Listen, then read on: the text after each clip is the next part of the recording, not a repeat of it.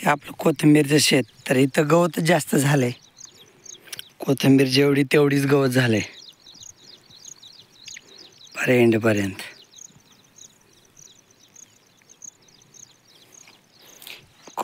आता विकायला आली 2-4 दिवसात ही चांगली मोठी झाली. पण आता कोथिंबीरला भावच नाही एवढा,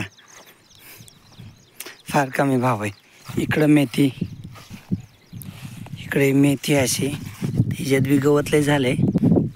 पण कुठं कुठं बरी आहे अशी आली, कुठं कुठं गवत कमी आहे. जिथं मेथीच्या दाट आहे ना तर तिथं गवत नाही, जिथं मेथी पातळ आहे तिथं गवत आहे. आपल्या रानातले गवत होतं बाबा ही अशी. पण मेथी संध्याकाळी भाजी करायची, त्याच्यामुळे मी दुपारून न्यायला येणार आहे. कधी दिवस मला तर 4-5 वाजता न्यायला येईल. गोठ्यातल्या जरशा गाया तिकडं डाळिंबात बांधल्यात चरायला, आणि ज्या गावरान गाया होत्या तर त्या पण गेल्यात काटोनात चरायला. गोठ्यात फक्त बैले राहिलेत. बैलांना टाकली होती ऊसाची कुट्टी इकडे चिमण्याला आणि सारजेला. तर आता यांना मी घेऊन चाललो डुब्यावरती. आणि डुबायचं हाणायचं झाल्यावर डुबून घेतलं ना मग यांना चरायला सोडायचं. तोपर्यंत अगोदर काम करायचं, कारण की बाहेर आबळ आलेलं आहे ना. तर मग आबळ आल्यावर परत पाऊस यायचा तर मग डुबायचं राहायचं. परत मग दुसऱ्या दिवशी वापसा नसतो. मग त्याच्यामुळं अगोदर डुबून घ्यायचं, मग नंतर यांना चारायला सोडायचे. चिमण्या उठ. तर हे डुबं घेऊन चाललो आहे मी. आपली सोयाबीन पेरली ना मूग उडीद, तर तिकडं मूग उडीद डुबून घ्यायचं आहे. सोयाबीन पण डुबायची, जी काटवातली सोयाबीन आहे ती नंतर डुबायची. आता फक्त इथली अगोदर पेरली ना ती डुबायची. इकडे येताना डुबं घेऊन आलो तर डुबायला, तर वरती मुगापासून सुरुवात केली तिकडून डुबायला, तर ते डुबं गेलं मोडून. मग जे अद्रकीत आपण छोटा आवत आणलं होतं ना तर ते छोटा आवत आणलं आहे, तर ते बसतं इथं. पाहिजे त्याचा हे अँगल मोठ्या डुब्यापेक्षा इथला, तर त्याच्यामुळे माती जास्त भरते आणि हे इथलं बुजत आहे. जिथं सोयाबीन उगवली नव्हती ना तर तिथे राळे लावली होती आईनी, पण हे राळे बुजत आहे त्याच्यात. हे बुजून गेले सगळे. ह्याचा आवताचा अँगल मोठा आहे ना त्याच्यामुळं. इथं बैलाच्या पायापाशीत नाही, हे असे लावलेत आईनी काकरीत.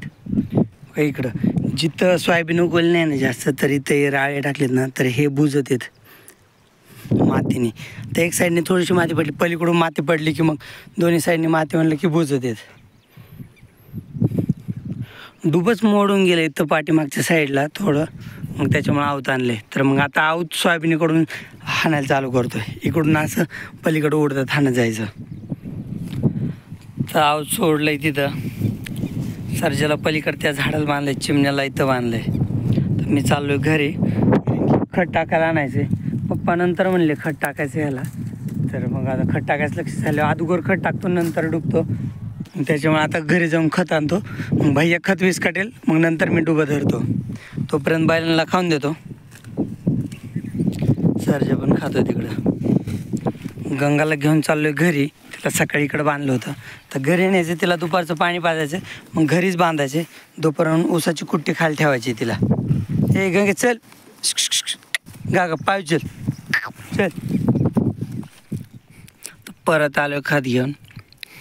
तर बैल इकडं खात आहेत मस्त. खाल्लं त्यांनी 15-20 मिनटं चांगलं. नंतर डुबून झाल्या पण चारायला सोडायचे. तिकडं भैया खतीच काढतोय. त्याचं खत वीस कटून झालं की लगेच धरायचे. तोपर्यंत मी झुपतो वगैरे, तोपर्यंत त्याचं खत वीस कटून होते. नंतर तो तिकडं वरच्या शेतात खत वीस कटाईन, तोवर मग मी इकडं डुबून घेतो. तर इथवर डुबत आलो आहे. एवढं डुबायचं झालं आहे. 10 काकऱ्या राहिल्या डुबायच्या. आभाळ पण आलेले. खालच्या शेतातलं डुबून झालं आहे, तर वरच्या शेतातलं डुबतोय. डुबतं म्हणजे जस्ट चालू केलं. येताना चिमण्याचे पाय आहेत ना, तर ती सरी आणली येताना, तर इथून चालवलं आहे डुबं. तर आता मी छोटंच डुबं 3-3 डुबे पण लावायला जमतात. मोठं दांड लावून 3-3 डुबे, 2-3 डुबे, 4 डुबे पण लावायला जमतात. जेवढं लांब दांड असेल ना तर तेवढे डुबे 5 पण डुबे लावायला जमतात. कोणी 6, अति लांब दांड असले 6 पण लावतात. आणि नॉर्मली 5 लावतात, 4 लावतात. तर आपलं छोटंसं फक्त एवढंच डुबायचं होतं ना. आणि लांब का दांड आत्याने नेलं तिचं, म्हणजे आत्याचं होतं तर त्या आत्याने नेलं. आपण दुसरं बनवू. मग त्याच्यामुळं मी फक्त आपल्याकडे शिळवाटच आहे ना, आणि डुबं पण आपल्याकडे एकच आहे. एकच होतं. आता हे आवतानेच डुबतो आहे मी. तर त्याच्यामुळे म्हटलं चला एकानेच डुबू आपण, आणि एवढं होऊन पण जाईल. बैलांना पण काही काम नाही. ज्यावेळेस काटवणातला डुबायचं ना त्यावेळेस मग 2-3 डुबे लावू आपण, मोठं दांड घेऊन कोणच तरी. तर झालं डुबायचं.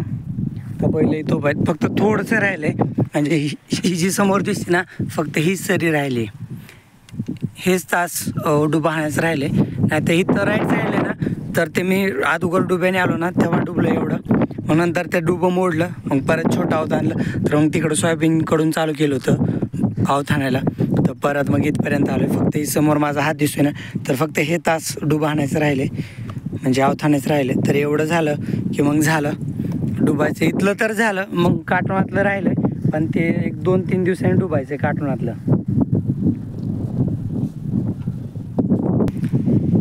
बैलांना थोडं चारायला सोडतो. चारायला तर त्यांना सोडावंच लागेल, कारण की एवढं मोठं साईडला गवत आहे. जर तसंच घरी नेलं तर परत म्हणायचे चारलं नाही काय नाही. आज पण काल म्हणलं होतं उद्या चारतो, मग त्याला आता चारतो. तर चला पटकन एवढं तास आणतो आणि मग चारतो बैलांना. जास्त वेळा थोडं वेळ चारणार आहे. चांगला चारायला लवकर पोट भरत त्यांचं. आपण गाय चारायला नेतो ना तर तिकडं उगाच छोटाला चारा असतो, पण इथं बघा किती वाढलेला चारा आहे. परत इकडं हे बघा हा किती वाढलेला चारा आहे. पार इथवर आलेला आहे चारा असा उभा केला तर. आणि हा पण चांगला छोटं गवत नाही, हे पण चांगलं वाढलेलं आहे. मग इथं थोडं वेळ जरी खाल्लं ना तरी पोट भरतं इथं बांधाला वगैरे. आणि जिकडं आपण गाय घेऊन जातो चरायला तर तिकडं छोटं गवत असतं ना, त्याच्यामुळं गायांना बरंच 5-6 तास लागतात चरायला. सर्जा एक म्हणजे पोट भरायला 5-6 तास लागतात. तर डुबं इथं सोडलंय, बैलांना सोडले चरायला. अर्धा 1 तास चरून द्यायचे, चरतील इथंच.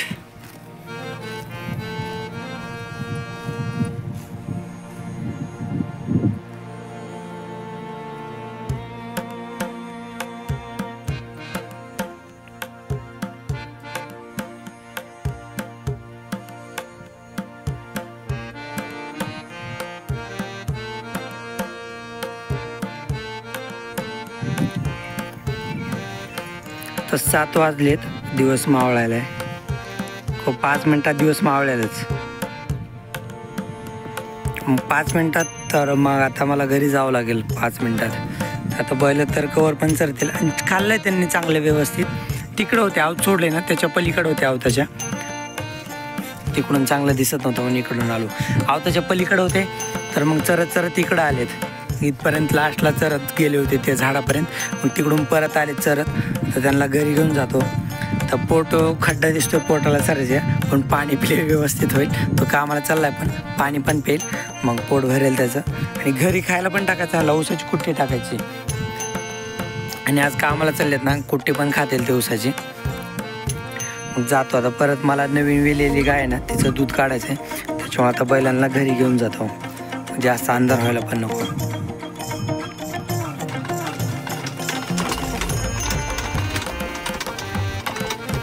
आवत खाली मोकळं सोडलंय.